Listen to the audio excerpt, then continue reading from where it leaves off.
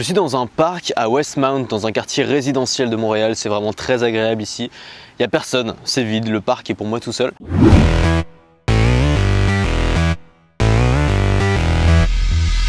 Souvent quand on se fixe des objectifs et qu'on les atteint, on en est fier, on raconte son histoire, on dit aux gens voilà, quand j'ai commencé, personne n'y croyait, je me suis battu envers et contre tous, j'ai atteint mes objectifs, j'ai eu la niaque.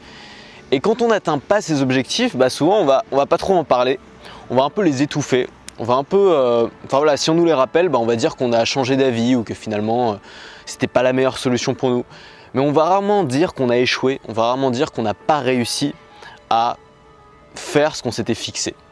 Et dans cette vidéo, je voudrais t'en parler, je voudrais assumer cet échec. La première chose, c'est la lecture d'un livre par semaine. Je ne sais pas si tu te souviens, il y a à peu près 1 mois et demi en Bulgarie, je me suis lancé le défi de lire un livre par semaine pendant tout l'été, donc jusqu'au 31 août. L'idée, c'est de faire un défi sur tout l'été, de juin à fin août, pendant lesquels je vais lire un livre chaque semaine. J'ai lu le premier livre en une semaine, ça s'est bien passé. J'ai lu le deuxième livre la deuxième semaine, ça s'est bien passé. J'ai lu le troisième livre la troisième semaine et je suis resté bloqué sur ce livre pendant un mois. Le deuxième défi que je m'étais fixé, c'était ma nouvelle routine matinale qui consistait à faire de la méditation tous les matins pendant au moins un mois. Ça, j'ai dû le tenir pendant à peu près 3 semaines. Et la dernière semaine, j'ai sauté un jour, puis un autre jour, puis un troisième jour, et au final, j'ai arrêté de faire de la méditation tous les matins. Alors tu sais, je te parle souvent de l'importance des habitudes, et c'est vraiment quelque chose auquel je crois énormément. C'est pas du bullshit que j'ai lu dans un bouquin, c'est vraiment quelque chose qui, moi, a changé ma vie. Aujourd'hui, l'habitude principale que j'ai prise, c'est de faire une vidéo tous les jours, sauf le dimanche, de créer du contenu tous les jours. Et c'est une habitude qui a absolument tout changé pour moi. C'est ce qui me permet aujourd'hui de gagner ma vie sur Internet. C'est ce qui me permet aujourd'hui d'être indépendant, de voyager, de rencontrer des gens passionnants partout dans le monde. C'est ce qui me permet aussi d'avoir une raison de me lever le matin. C'est ce qui me permet d'avoir ce point d'ancrage qui m'aide et qui me motive tous les jours à avancer et qui me donne cette impression que je progresse chaque jour. J'ai d'autres habitudes comme ça dans ma vie qui ont eu beaucoup d'impact. Celle de manger sainement. Aujourd'hui, j'essaye vraiment de bien manger tous les jours. C'est quelque chose de très important pour moi. C'est devenu vraiment un besoin au quotidien pour moi. Faire du sport, c'est aussi quelque chose qui a changé beaucoup de choses dans ma vie. Donc pour moi, les habitudes, et j'en ai déjà parlé dans plein de vidéos, j'en ai déjà débattu aussi avec d'autres gens, pour moi les habitudes c'est beaucoup plus fort que les objectifs. C'est-à-dire que le meilleur moyen pour moi d'atteindre ces objectifs, c'est pas de se fixer des objectifs ambitieux, c'est de se fixer des habitudes simples mais quotidiennes qu'on va répéter chaque jour, parce que naturellement la répétition fait qu'on peut aller très très loin. Et je pense que pour réussir à tenir une nouvelle habitude qu'on essaie de se fixer, il y a 3 paramètres qui sont vraiment très importants et le premier, c'est sûrement le plus important, c'est l'envie. Je pense vraiment que tu dois avoir envie de prendre cette habitude. Que ce soit une habitude qui doive te faire du bien à long terme mais aussi à court terme. Évidemment, je ne conseille pas à tout le monde de faire des vidéos tous les jours. Moi, c'est l'habitude qui a changé ma vie, mais c'est une habitude que j'ai envie de faire. C'est quelque chose que j'aime faire. J'aime trouver des idées de vidéos, j'aime tourner des vidéos, j'aime monter des vidéos. C'est une passion pour moi. L'envie est là et donc c'est pas une habitude qui est difficile pour moi. Le fait de bien manger, par exemple, c'est une habitude qui n'est pas faite pour tout le monde parce qu'il y a des gens qui n'y voient pas spécialement le bénéfice. Et tu vois, si tu trouves par exemple plus de plaisir dans le fait de manger ce que tu veux que dans le fait d'être faim par exemple, il n'y a aucune raison que tu fasses attention à ce que tu manges. Donc pour que la motivation soit là au quotidien, il faut que l'envie, que la volonté soit extrêmement forte. Je pense que la deuxième chose, c'est de prendre ça au sérieux. C'est-à-dire que les habitudes que tu te donnes, c'est pas juste des petits défis comme ça rigolo. L'idée, c'est vraiment de prendre ça au sérieux. Prendre ça au sérieux, ça veut dire essayer de ne sauter aucun jour. Moi, la raison principale pour laquelle j'ai échoué dans ces 2 objectifs que je me suis fixé, c'est que j'ai sauté un jour en me disant c'est pas très grave. J'ai sauté un jour de méditation en me disant c'est pas très grave, aujourd'hui j'ai pas la forme, je ferai demain. J'ai sauté un jour de lecture en me disant ok, aujourd'hui j'ai une grosse journée, demain je lirai 2 fois plus. Et évidemment, le lendemain, comme j'avais 2 fois plus à lire, ça me paraissait 2 fois plus imposant, ça me faisait 2 fois plus peur. Et en plus, j'avais eu la négligence finalement de sauter un jour, donc je me disais que c'était pas si grave d'en sauter un deuxième, puis un troisième, puis un quatrième. Et à mon avis, la troisième chose qui est vraiment importante, c'est d'accepter l'échec et de savoir redéfinir ses objectifs. À mon avis, si tu as la présence d'esprit de te fixer un objectif clair, c'est important d'avoir la présence d'esprit de l'assumer quand tu as échoué, de l'accepter, de regarder la vérité en face, de pas te mentir à toi-même. Et c'est très difficile à faire. Pour la lecture, j'ai dû mettre 2 semaines avant de me rendre compte que j'avais échoué. Parce que pendant 2 semaines, je me suis dit je pourrais me rattraper. Demain, je lirai 2 fois plus. Ou le prochain livre que je vais lire, il sera plus court.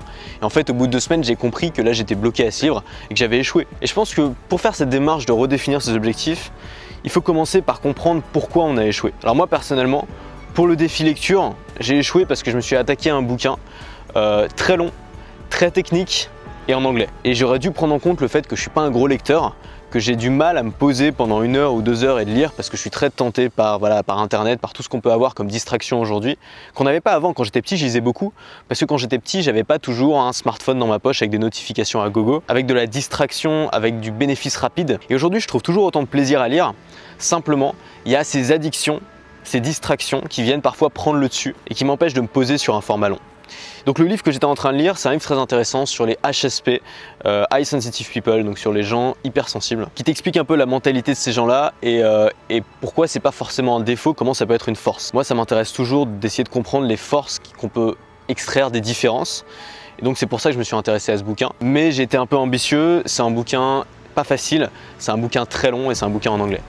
Donc je te le conseille uniquement si tu es concerné par ça ou si tu connais quelqu'un qui est concerné par ça, sinon je vais pas forcément te le conseiller. Pour la méditation, c'est un peu plus complexe. En fait, c'est la méditation guidée que je fais sur avec une application qui s'appelle Petit Bambou, enfin bref, il y en a d'autres qui permettent de faire ça. L'avantage c'est que c'est en français déjà, donc c'est plus simple. La première semaine, j'ai vraiment adoré parce que c'était assez court, c'était 10 minutes et la voix de la fille était absolument extraordinaire. Elle avait une voix vraiment qui te faisait te sentir bien détendu. Et à partir de la 2e ou la 3e semaine, ils ont mis un vieux à la place avec une voix totalement soporifique et les séances durent plus 10 minutes mais 20 minutes. Donc c'est vraiment difficile de se lever le matin à moitié endormi et devoir se poser pendant 20 minutes en écoutant un vieux qui a une voix soporifique. Donc moi ça m'a un peu bloqué, ça m'a un peu saoulé. Au bout d'un moment j'ai arrêté de me concentrer parce qu'il faut être concentré en fait sur toi-même quand tu fais quand tu fais de la musculation, n'importe quoi. Quand tu fais de la méditation et se concentrer en fait plutôt sur le moment présent, sur tes sensations, et au bout d'un moment j'ai lâché, en fait ça marchait plus. Donc j'ai arrêté petit à petit aussi. Autant les bénéfices de la méditation pour moi, je les ai pas encore vraiment vus.